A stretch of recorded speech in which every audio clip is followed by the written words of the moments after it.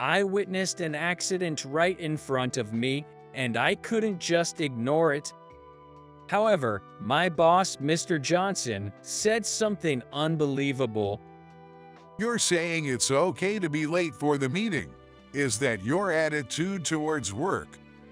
I am doing my job properly. It's just that I might be a little late for the meeting because I'm still finishing up the report. I had no intention of neglecting my work.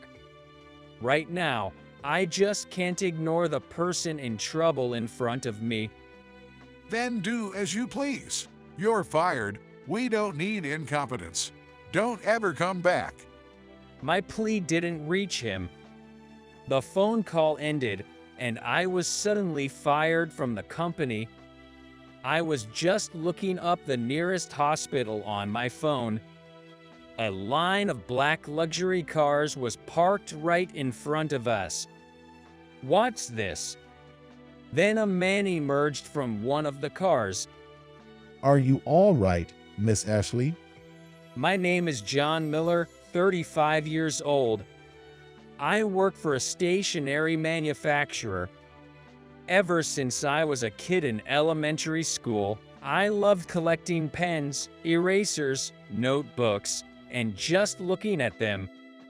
During my job hunt, I applied to various stationery manufacturers from major to small and was fortunate to receive an offer from a mid-tier company in the industry. My dream is to create my own products in the product planning department, but for now, I'm working hard in the sales department. This job, where I often hear directly from customers, will surely be useful if I ever get the chance to plan a product. Part of my job is to pitch our products to retailers to get them to carry more of our line. It's primarily a sales job to promote products that the planning department has worked hard on and to gauge sales to place orders with the factory. I think of it as an important role that connects the inside and outside of the company. Since I was assigned to the sales department as a freshman, not everything has been fun, but I've gotten along well with my colleagues in sales, and we've had fulfilling days, spurring each other on. The person I was especially indebted to was my direct supervisor, the sales department manager, Mr. Wilson. He was very caring, and I was fondly taken out for drinks and looked after. He was promoted to head manager and took charge of several sales departments. This meant a transfer to our sales department. It was sad, but a happy occasion for him. However, the person who came as his successor would end up influencing my future. The new manager's name was Johnson. I had heard that he was an elite from the planning and sales department, rising quickly to become a manager at a young age. But the other day, I bumped into a colleague from the sales planning department, and when I mentioned Johnson's name, their expression clouded over. I know it sounds odd to say this, but my department is pretty much in a festival-like state right now. Because he left, I exclaimed in surprise.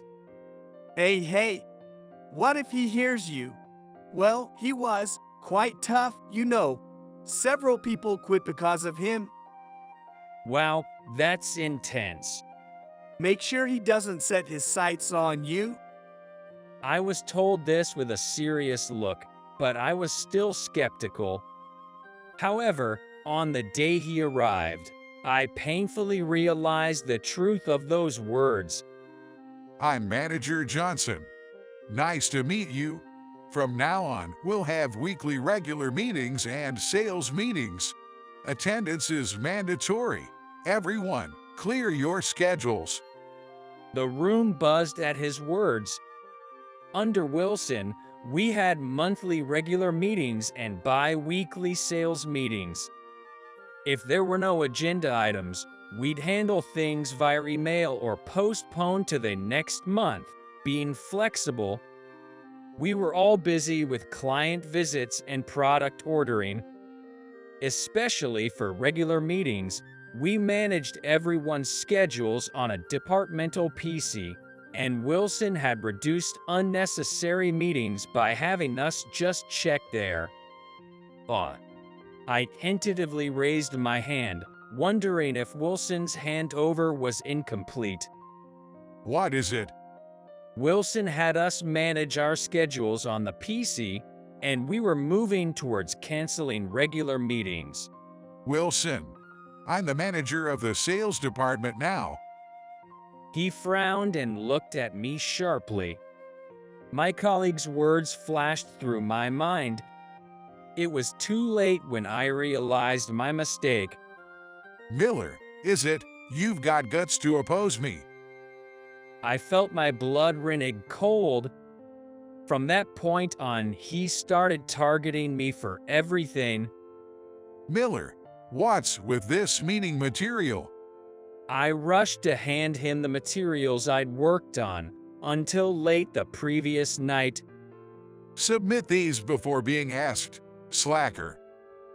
Sorry, but he just skimmed through and tossed them aside.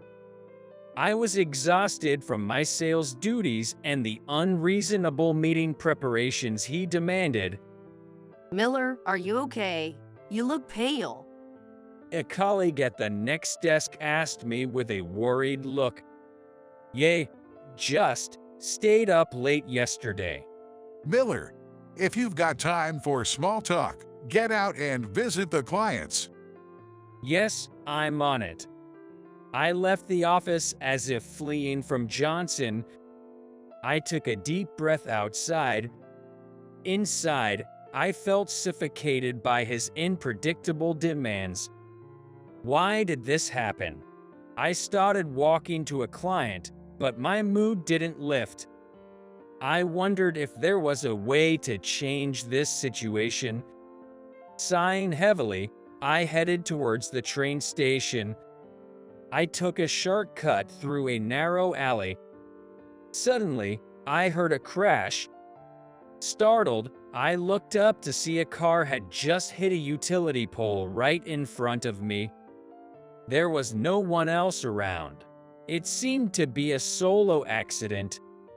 However, the driver, still slumped over the steering wheel, showed no sign of getting out. Might be injured. I quickly ran to the car and tapped on the windshield. "Are you okay?" A young woman was in the driver's seat. I called out again, but there was no response. Panicking, I was about to call an ambulance when the woman slowly lifted her head. "Are you okay? Can you open the door?" When I asked, the door opened slowly. The woman's face was pale, looking unwell. Oh, I didn't know what to do. I suddenly went blank. "Are you injured? Should I call for help?" No, I think it might just be anemia. But I should call the police for this, right?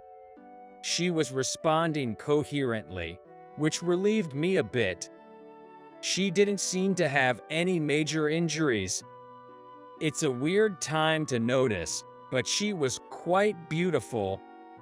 "Yes, you hit a pole, so we should." What should I do? Where's my phone? "Here, use mine." Thank you. I offered her my phone, and she called the police. Soon, they arrived, and I had to give a statement as a witness. Her name was apparently Ashley Smith. While she talked with the police, I called my contact at the client I was supposed to visit. It looked like it would take a while to complete the report, and I couldn't just leave her there, looking so worried. After explaining the situation and apologizing to my contact, they were understanding. Next, I had to call my workplace. There was a meeting scheduled at the office this afternoon. I asked if the manager was there and had a colleague pass the phone. Are you kidding me? What do you mean, an accident? Just leave it and come back. As expected, the voice on the other end was yelling. I instinctively pulled the phone away from my ear. I can't just leave her here.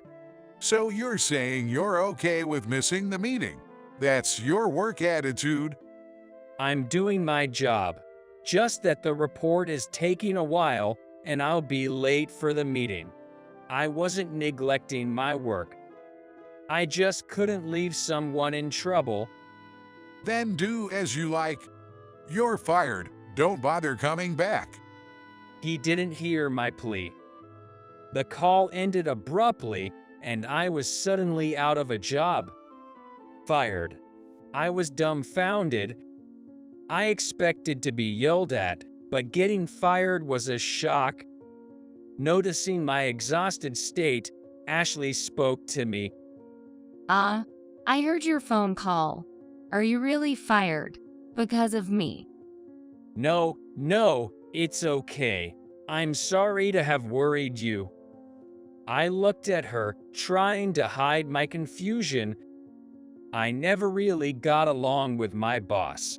Maybe this was a good opportunity. But Ever since Johnson took over, I have been on edge every day, but now, thinking it might be over, I felt a strange sense of relief. Still, it was frustrating to be forced out of the company I joined as a new graduate, especially when I had more I wanted to do. But with Johnson there, it would have been difficult to continue. You should probably get checked at a hospital. I can take you after we finish here. that's so kind. Even though you're going through so much, you're worried about me. Thank you. No, it's just what anyone would do. Thank you for being so kind. Can I make one more phone call? Sure, I'll wait over here. She turned away to make a call. After her call, the police said we could go. I was looking up the nearest hospital on my phone. A few black luxury cars passed by in front of me. There's a general hospital about 5 minutes from here. As I spoke to Ashley and looked up, I was puzzled by the scene unfolding before me. The cars I thought had passed by were actually lined up and parked right in front of us. What's this? A man got out of one of the cars. Are you all right, Miss Ashley? Thank you. I'm fine. Just a bit of anemia. Do you need to go to the hospital? The man spoke respectfully to Ashley. Hearing her addressed as Miss, I realized she might be from a wealthy family. Yes, I'll go to the hospital. But first, I want to take this man to see my father. Excuse me, but who is this gentleman? When I hit my car, he helped me, and now he's in trouble because of me. The man thanked me politely. I felt almost embarrassed. Miss, your father said he was going to see Mr. Thompson. Perfect. Miller, would you come with me? I intended to accompany her to the hospital, but with so many people around, I wondered if there was any point in me going. Then I heard a familiar name, and before I knew it, I was in one of the shiny luxury cars. Lost in the comfort of the seat, I realized we had arrived at our destination. I got out and was surprised. In front of me was my company. More accurately, it was the company I had just been fired from. I looked at Ashley, bewildered. I overheard you mention your company name on the phone.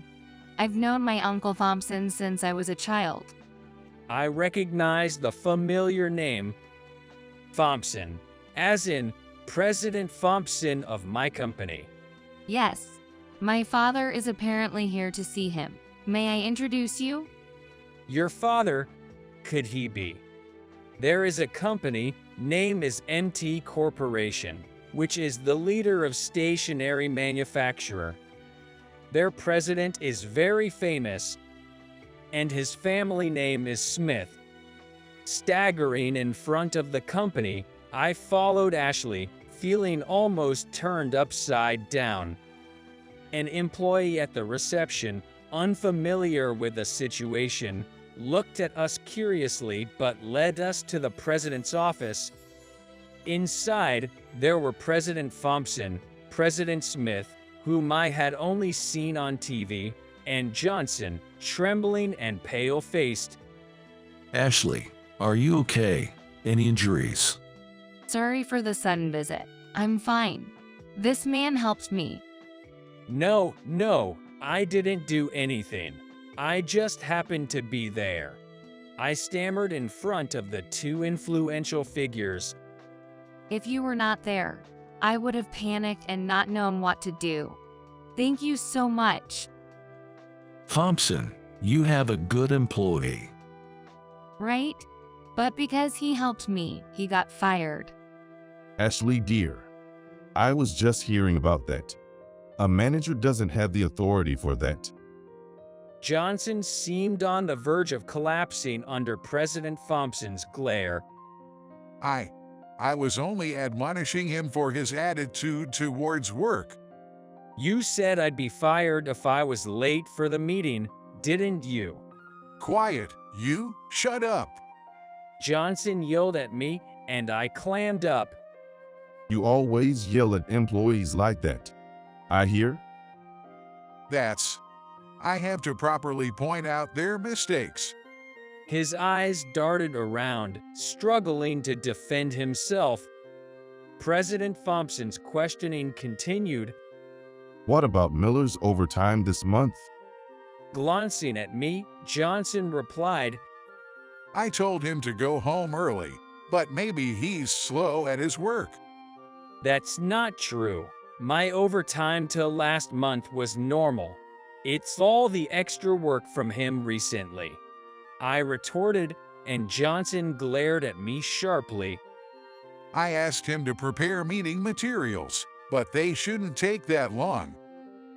That's for monthly meetings. Weekly meetings don't leave time for my other duties. If it's too much, you should say so. What? I felt my blood boil at his hypocrisy of yelling for just opening my mouth. I heard it too. Ashley's calm voice brought me back to reality.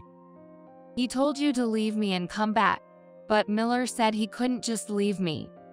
That's not. Johnson's eyes widened at her words. Miller only said he'd be a bit late because of the report. Yes, that's right. I quickly agreed with Ashley. You. Johnson ground his teeth, looking at me. I stopped looking at him. I decided to leave the judgment to the president. That's enough. President Thompson spoke in a calm yet stern voice, as if he had understood everything. I've realized you're not suitable to lead a department. That's no way. Johnson, now cornered by both presidents and Ashley's final push, seemed about to cry, trembling slightly.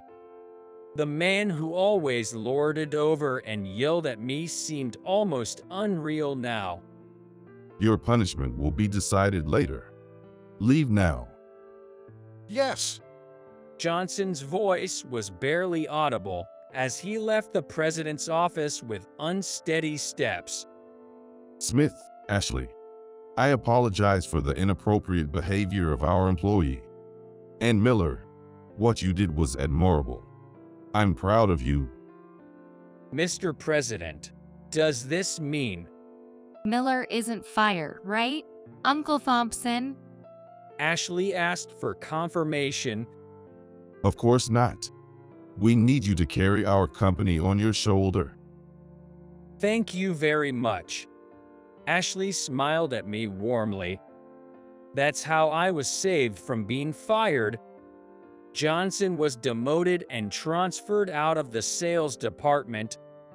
He seemed to have fallen from the fast track to success and was assigned to a less influential department. I passed him in the company hallway the other day. His intimidating aura had vanished, and he looked noticeably smaller and dejected. Ashley and I kept in touch occasionally, and she even invited me out to dinner as a thank you. I was nervous when President Smith showed up during the meal. Back in the sales department, peace had returned, and our new director agreed to reduce the number of meetings. I was also excited about moving to the product planning department in the spring, something I had always wanted. We are going to miss you, Miller. I'll create a hit product. Just wait and see. My colleagues laughed mischievously at my light-hearted remark. If you make a flop, we'll come complaining. Oh, it's scary. I'll have to work hard to avoid that. Everyone around us laughed, filling the office with a cheerful atmosphere. I cherished these moments of laughter with my colleagues, engraving their smiling faces in my memory. Miller, your new product is getting great reviews. A colleague from my former sales department approached me in the cafeteria. Really, thank you. Did you plan that? Yes, the idea was mine, but it took shape with input from many others. It's been about a year since I joined the product planning department. I still get nervous presenting ideas, and it takes a long time to bring a product to fruition. But the joy of seeing it take shape is irreplaceable. It's challenging work, but it's what I've always wanted to do. I feel fulfilled, even though it's tough. I'm looking forward to your next project. Keep up the good work. Their words seemed to energize me. Thanks to the people who supported me, I am who I am today. I'll continue to work hard here, never forgetting my gratitude.